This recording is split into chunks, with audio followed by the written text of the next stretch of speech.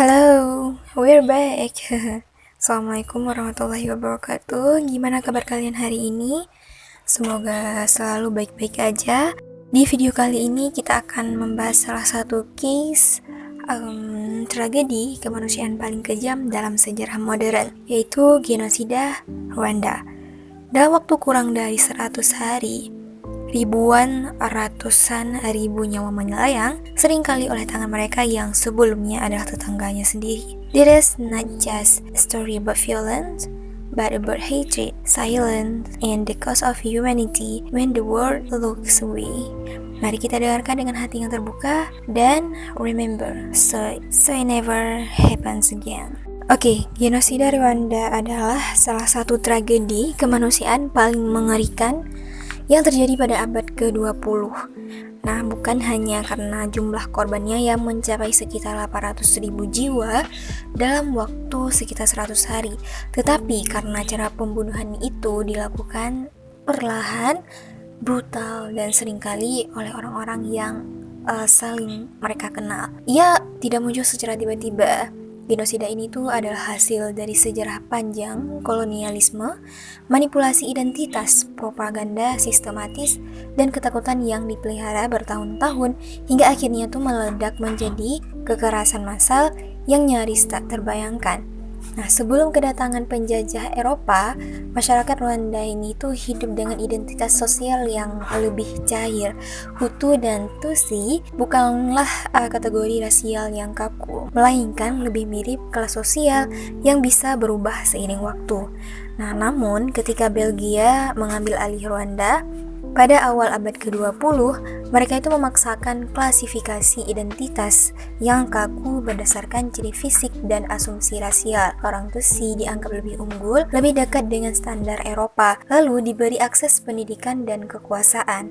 Sementara mayoritas Hutu dipinggirkan. Nah, kebijakan ini menciptakan ketimpangan, kecemburuan, dan luka sosial yang tidak pernah benar-benar disembuhkan. Nah, setelah Rwanda merdeka, kekuasaan beralih ke tangan elit Hutu. Ketakutan akan kembalinya dominasi Tutsi dipelihara secara politik. Narasi ancaman Tutsi disebarkan perlahan melalui pidato, pendidikan, dan media. Nah, ketegangan meningkat selama puluhan tahun, diperparah oleh krisis ekonomi, kepadatan penduduk, dan konflik dengan kelompok Tutsi di pengasingan. Nah, kebencian tidak selalu diekspresikan secara terbuka, tetapi ia hidup dalam bisikan, dalam stereotip, dan dalam kebijakan diskriminatif yang pelan-pelan itu menormalkan dehumanisasi. Nah, memasuki awal tahun 1990-an, situasi Rwanda semakin rapuh. Milisi sipil mulai dibentuk dan dilatih, parang-parang diimpor dalam jumlah yang besar, jauh melebihi kebutuhan pertanian. Radio, terutama radio television, Libre des Mille Collines atau dikenal dengan RTLM, menjadi alat propaganda yang sangat efektif. Nah, lewat siaran yang tampak santai dan bercanda, orang Tutsi disebut kocoa dan penyusup. Nah, nama-nama mulai disebut di udara. Kebencian tidak lagi tersembunyi, ia menjadi hiburan publik. Nah, pada titik ini, genosida sebenarnya sudah dimulai bukan dengan darah, tetapi dengan kata-kata. Dan pada malam 6 April 1994, pesawat yang membawa Presiden Rwanda Juvenal Habyarimana ditembak jatuh. Dalam hitungan jam, peristiwa ini tuh dijadikan pemicu. Blokade jalan didirikan, daftar target dibagikan, milisi Interahamwe bergerak bersama warga sipil yang telah dipersenjatai dan diprovokasi. Pembunuhan dimulai secara sistematis. Siapapun yang memiliki kartu identitas bertuliskan Tutsi itu akan pasti dibunuh. Tidak ada proses hukum, nggak ada pengadilan, identitas menjadi vonis mati. Yang membuat genosida ini tuh begitu mengerikan adalah sifatnya tuh yang bisa dibilang intim, yang dilakukan oleh orang-orang yang saling mengenal. Banyak korban dibunuh oleh tetangga mereka sendiri, orang yang sebelumnya saling menyapa, saling membantu, bahkan memiliki hubungan keluarga. Nah, pembunuhan dilakukan dengan parang, pentungan, dan alat-alat sederhana lainnya. Ini bukan pembantaian jarak jauh, ini pembunuhan tatap muka. Korban seringkali memohon, menyebut nama pelaku, mengingatkan hubungan lama, tetapi tetap juga dibunuh. Dalam kondisi ketakutan kolektif, empati runtuh, dan manusia berubah menjadi algojo. Gereja dan sekolah yang selama ini itu dianggap tempat perlindungan berubah menjadi lokasi pembantaian massal. Ribuan orang bersembunyi di sana dengan harapan diselamatkan, tetapi justru dibunuh secara bersama-sama. Perempuan diperkosa secara sistematis, seringkali sebelum dibunuh sebagai alat penghancuran psikologis dan sosial.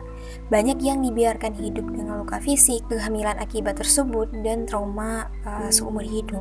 Anak-anak pun gak luput, mereka dibunuh karena dianggap akan mewarisi identitas. Jadi selama sekitar 100 hari, Rwanda ini tuh berubah menjadi negeri kematian. Diperkirakan rata-rata 8.000 orang dibunuh setiap hari. Ya Allah. Sungai-sungai membawa mayat ke negara tetangga. Desa-desa menjadi sunyi, dipenuhi bau darah dan pembusukan. Dan di tengah semua itu dunia hampir tidak berbuat apa-apa. Pasukan penjaga perdamaian PBB berada di Rwanda, tetapi dengan mandat terbatas dan jumlah yang tidak memadai. Negara-negara besar enggan menggunakan kata genosida karena konsekuensi hukum dan politiknya. Sementara perdebatan berlangsung, manusia tersebut terus meninggal mati. Genosida akhirnya berhenti pada Juli 1994 ketika Front Patriotic Rwanda atau RPF mengambil alih kendali negara. Namun berhentinya pembunuhan tidak berarti berakhirnya penderitaan. Yang tersisa adalah negara yang hancur secara fisik dan psikologis. Ratusan ribu anak menjadi yatim piatu. Banyak penyintas kehilangan seluruh keluarganya. Mayat-mayat masih ditemukan tahun kemudian. Kuburan massal menjadi bagian dari landscape. Nah, bagi para penyintas, hidup setelah genosida adalah perjuangan panjang. Trauma mendalam menghantui kehidupan sehari-hari, mimpi buruk, kecemasan, rasa bersalah karena selamat. Banyak pelaku masih hidup berdampingan dengan korban. Rwanda dihadapkan pada dilema besar. Bagaimana menegakkan keadilan ketika pelaku begitu banyak? Pengadilan komunitas GKK dibentuk untuk mengungkap kebenaran dan memberikan pengakuan, meski tidak sempurna dan sering menyakitkan. Namun bagi banyak korban, pengakuan adalah satu-satunya bentuk keadilan yang mungkin. Nah, hari ini Rwanda dikenal dengan negara yang relatif stabil dan maju. Namun di balik kemajuan itu, luka genosida tetap ada. Memorial berdiri di bekas lokasi pembantaian, tengkorak dan tulang disimpan sebagai pengingat, bukan untuk menakut-nakuti, tetapi untuk memastikan agar dunia tidak lupa. Para penyintas terus berbicara bukan karena mudah, tetapi karena diam berarti membiarkan sejarah berulang. Genosida Rwanda mengajarkan pelajaran yang sangat berat, bahwa kebencian yang dibiarkan tumbuh, propaganda yang dinormalisasi, dan pembicaraan internasional dapat mengubah masyarakat biasa menjadi mesin pembunuh dalam waktu yang singkat.